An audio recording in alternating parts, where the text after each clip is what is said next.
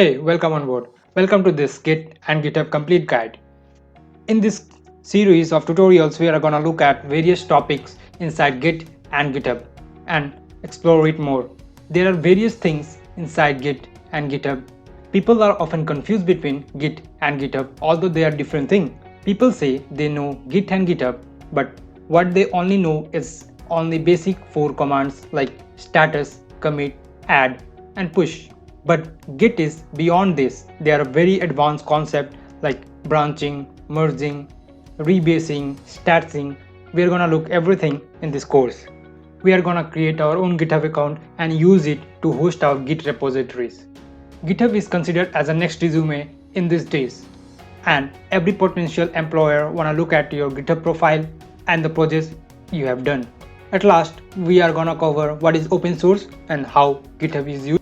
So let's move on to the course outline and see what's in it.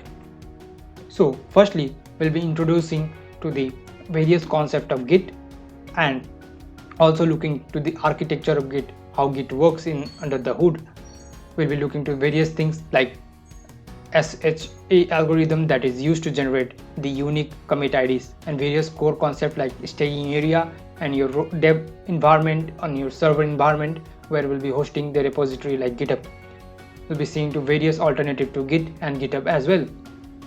Next, we'll move to learn our basic concept of command like git push, git commit, git add. Then we'll move on to resetting our commit if we have done anything wrong. There are various kind of reset, hard reset, soft reset, and many more.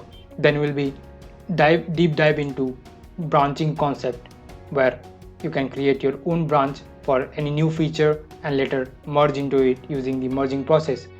We'll be look how to visualize branch using Git tree and other concepts like Git log to get more insight about the commits and various developer contributing to the project. Later on, we will be opening our own GitHub account and look how the collaboration work and contribution to open source.